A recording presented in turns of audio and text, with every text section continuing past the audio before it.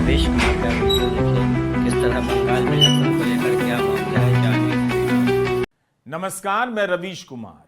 दिल्ली में गृह मंत्रालय के बाहर धरना दे रहे तृणमूल के सांसदों को जिस तरह से पुलिस उठा कर ले गई वो देखने में शर्मनाक भी था, हास्यास्पद भी।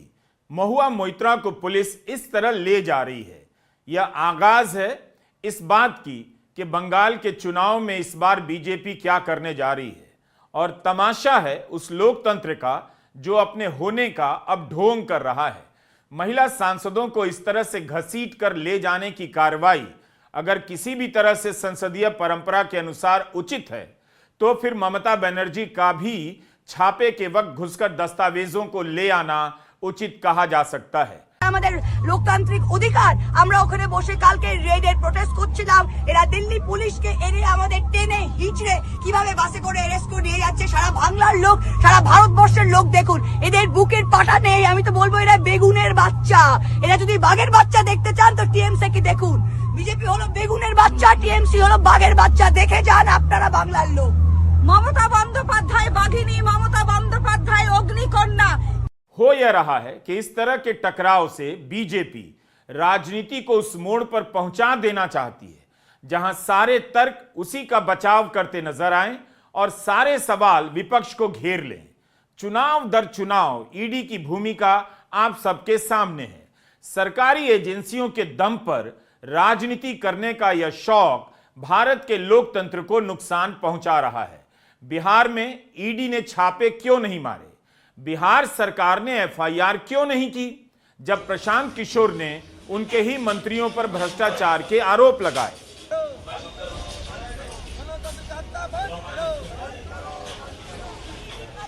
आज सुबह ममता बनर्जी ने तृणमूल कांग्रेस के सांसदों को अमित शाह के दफ्तर के बाहर तैनात कर दिया।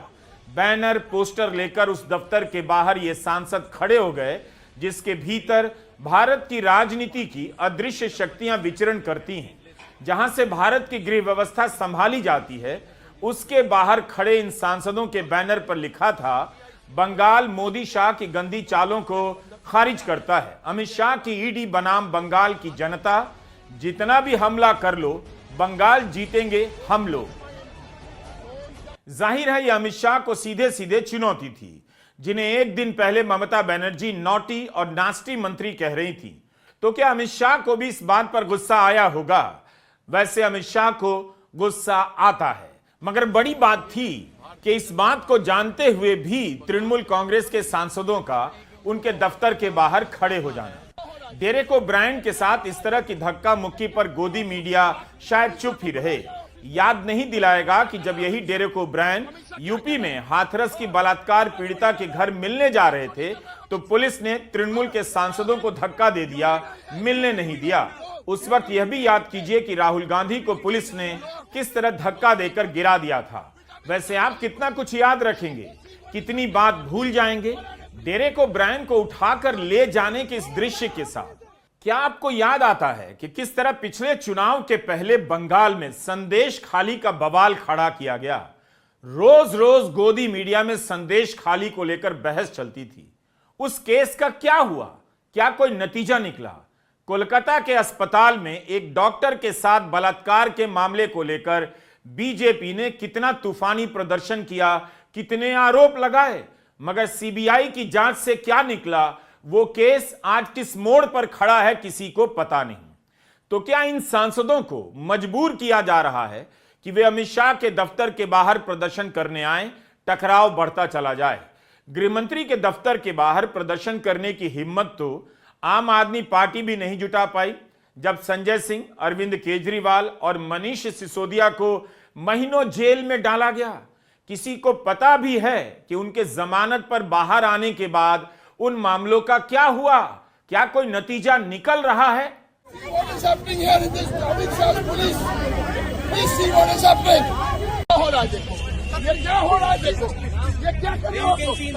अमित शाह को बुलाओ यार ऑफिस में। बंगाल में क्या कर रहे हैं अमित शाह? अमित शाह क्या कर रहे हैं? चोरी कर रहे हैं, वोट चोरी कर रहे हैं Amit Shah. You are being detained now. You are being detained. You are being detained now. What do you say? You see what is happening with Amit Shah, Delhi police. Let's see what is happening to MPs. All our MPs have been picked up. कहा जा रहा है कि ममता बनर्जी जांच में सहयोग नहीं कर रही हैं, बाधा डाल रही हैं। 8 जनवरी को ईडी ने जो जवाब दिया उसमें ईडी बचाव की मुद्रा में नजर आई। ईडी कह रही थी किसी पार्टी मुख्यालय पर छापा नहीं मारा गया, मगर ममता बनर्जी ने कहा कि प्रतीक जैन जिनके घर और दफ्तर पर छापा पड़ा उनके पार्टी का काम देख रहे थे, पार्टी के प्रभारी थे। ममता बनर्जी ने आरोप लगाया कि उनकी पार्टी से जुड़े दस्तावेजों को हथियाने का प्रयास किया गया। यह सवाल क्यों गायब है कि ममता बनर्जी ने कानून के काम में बाधा डाली, बीजेपी से लेकर सड़कों पर तो नहीं उतरी? क्या ईडी के पास पूछने का नैतिक अधिकार नहीं? क्योंकि तब यह पूछा जाएगा कि बात यहां केवल कानून के काम में बाधा डालने की नहीं है, ईडी के रिकॉर्ड की भी है। हर बार हेमंत सोरेन का उदाहरण दिया जाना चाहिए, क्योंकि हेमंत सोरेन ने ईडी की गिरफ्तारी से पहले विधानसभा का सत्र बुलाया, भाषण दिया, इस्तीफा दिया और कानून का सम्मान करते हुए जेल चले गए। लेकिन क्या कानून ने अपने काम का सम्मान किया? इसकी परवाह की कि जिस कानून के सम्मान में एक राज्य का मुख्यमंत्री इस्तीफा देकर जेल जा रहा है, उस कानून का एजेंसियों का भी दायित्व बनता है कि अपना काम ढंग से करें, विश्वसनीय तरीके से करें। 5 महीने तक हेमंत सोरेन को जेल में रखा गया। हाईकोर्ट ने यही तो कहा कि हेमंत सोरेन के खिलाफ पहली नजर में कोई केस नहीं बनता है। ईडी का दावा भ्रामक है। विश्वास करने का कोई कारण नहीं बनता कि हेमंत सोरेन ने मनी लॉन्ड्रिंग की है।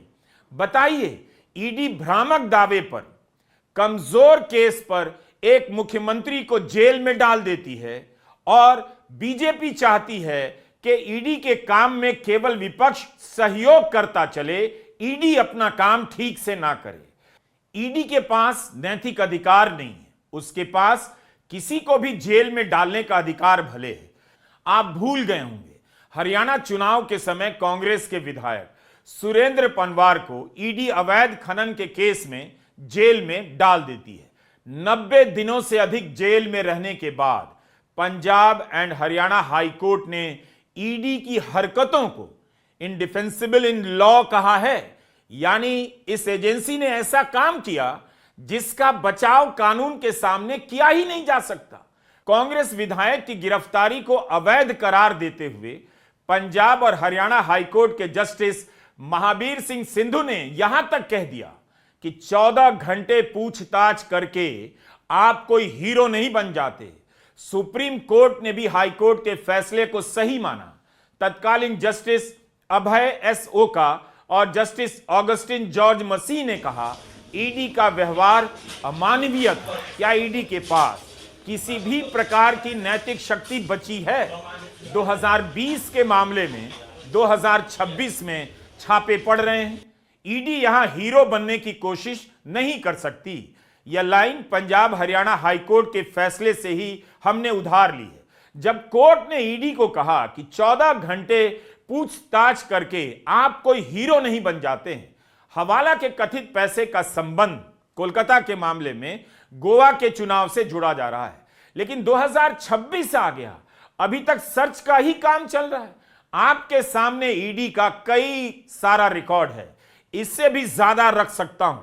ईडी के बयान से भले ही यह मामला कितना भी गंभीर लगता हो, मगर इसका जवाब नहीं मिलता कि 2020 के केस में आप 2026 में छापे मार रहे हैं, जब बंगाल में कुछ महीने के बाद चुनाव होने वाले हैं। क्या इस सवाल का मतलब है कि ममता बनर्जी छापे के वक्त घर में घुस गईं और दस्तावेज छीनकर सरकारी काम में बाधा डाल रही थीं?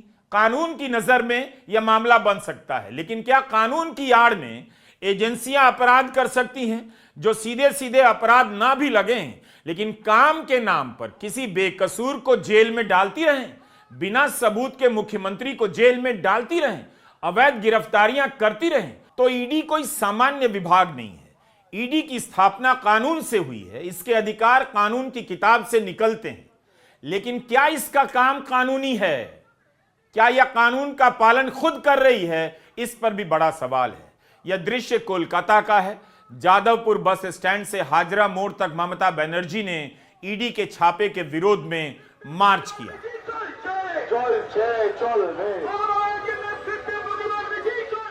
তৃণমূল কংগ্রেসের চেয়ারম্যান করেছি এবং যা করেছি আমি কোনো অন্যায় করিনি। তুমি আমায় খুন করতে এসছো, আমার আত্মরক্ষা করার অধিকার আছে। চোরের মতো কেন এসছো? তুমি চুরি করে सब मनुष्य एसआईआर आईपैक पर छापा पड़ा है। ऐसी कंपनियों के रिकॉर्ड कैसे होते हैं कौन जानता है? बीजेपी के लिए कौन लोग सर्वे कर रहे हैं? उन कंपनियों का पेमेंट स्ट्रक्चर क्या है कौन जानता है? गोदी चैनलों के लिए काम करने वाली सर्वे कंपनियों की फंडिंग का तरीका क्या है, सोर्स क्या है? हमने पहले वीडियो में भी कहा था कि कितनी बार खबरें छपी हैं कि किसी कंपनी के यहां छापा पड़ा, उसके कुछ दिन बाद बीजेपी को उसी कंपनी ने चंदा दिया। क्या इसमें छापा मारने वाली बात हो सकती है? न्यूज लॉन्ड्री की यह रिपोर्ट कि कम से कम 30 ऐसी कंपनियां हैं जिन्होंने 335 करोड़ का चंदा दिया, उन पर उसी दौरान केंद्रीय एजेंसियों का एक्शन चल रहा था। इस रिपोर्ट पर कार्रवाई क्यों नहीं हुई? उसी समय की हिंदू अखबार की रिपोर्ट है 2024 चुनाव से पहले 33 ऐसी कंपनियों ने 582 करोड़ का चंदा दिया जो खुद घाटे में चल रही थी। इनमें से 75% चंदा बीजेपी को मिला। घाटे में चल रही कंपनियां कहां से बीजेपी को पैसा दे रही हैं? क्यों नहीं कभी इसकी जांच हुई? रविशंकर प्रसाद क्यों बार बार ईडी की लाइन दोहरा रहे हैं? ईडी ने ही कहा पार्टी मुख्यालय में छापा नहीं पड़ा, ना टारगेट किया गया। रविशंकर प्रसाद जिस कंसल्टेंसी फर्म की बात कर रहे हैं, क्या उसका संबंध राजनीति से अलग है? और मैं फिर रिपीट करूंगा, ये रेड न ममता जी के घर पर थी, न उनके ऑफिस में थी, न टीएमसी के दफ्तर में थी, न टीएमसी के किसी नेता, विधायक, एमपी या ऑफिस बेरर के घर पे थी।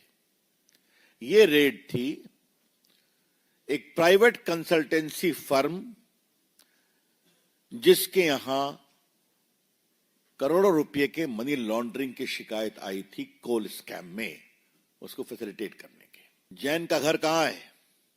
गाड़ी छोड़ती हैं और फ्लैट में घुसती हैं, उनके पुलिस कमिश्नर जाते हैं, पुलिस अफसर जाते हैं और वहां ईडी के लोगों को हड़काते हैं और ये बहस करती हैं और कागज छीन करके लेके चली आती हैं।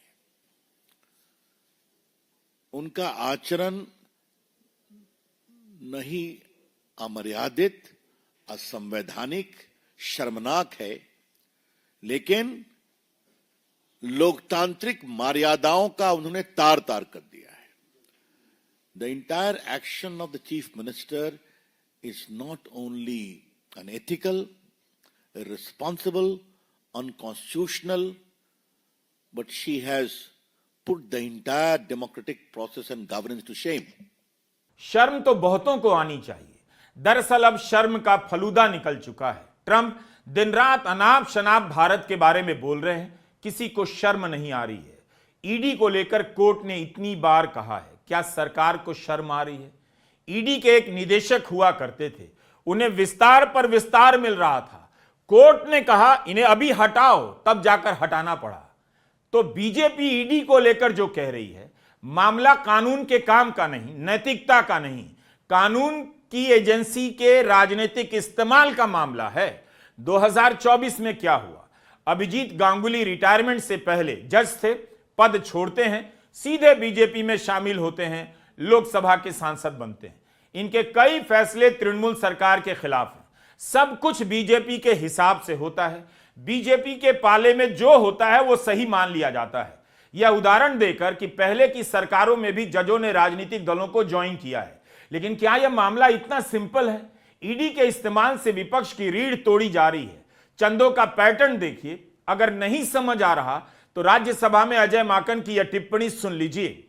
2024 आता है और चौंकाने वाली फिगर, सभापति महोदय 3,562 करोड़ से बढ़कर के भाजपा के खातों में कितने पैसे भाजपा के अकाउंट में है? 10,107 करोड़ रुपया, 10,107 करोड़ रुपया। और कांग्रेस के 133 करोड़ रुपया। 75 गुना भाजपा के पास में कांग्रेस से ज्यादा पैसे बैंक अकाउंट के अंदर है। तो किस तरीके से लेवल प्लेइंग फील्ड है, किस तरीके से विपक्ष जो है सत्ताधारी पार्टी का मुकाबला करेगी और रेशियो क्या है 99:1 का रेशियो। क्या ये सारी बातें आपको परेशान नहीं करती हैं? क्या वाकई आप यकीन करते हैं कि बीजेपी के प्रदर्शन को देखते हुए कंपनियां 10-10 हजार करोड़ का चंदा उसे दे रही हैं? ईडी ने आज कोलकाता हाई कोर्ट में याचिका दायर की और आरोप लगाया कि ममता बनर्जी ने प्रतीक जैन के आवासीय परिसर में प्रवेश किया और वहां से महत्वपूर्ण साक्ष्य, जिनमें भौतिक दस्तावेज, इलेक्ट्रॉनिक उपकरण शामिल थे, अपने साथ ले गई। आईपैक ने भी याचिका दायर की है कि छापा वैध नहीं है। जस्टिस सूर्यघोष के कोर्ट में यह मामला है। कोर्ट के फैसले का इंतजार है। बाकी लोकतंत्र का जो होना था वह हो चुका है। अब किसी सही और किसी गलत की बात में उलझने का कोई मतलब भी नहीं रहा। नमस्कार, मैं रवीश कुमार। अच्छा लगा तो लाइक और सब्सक्राइब करिए।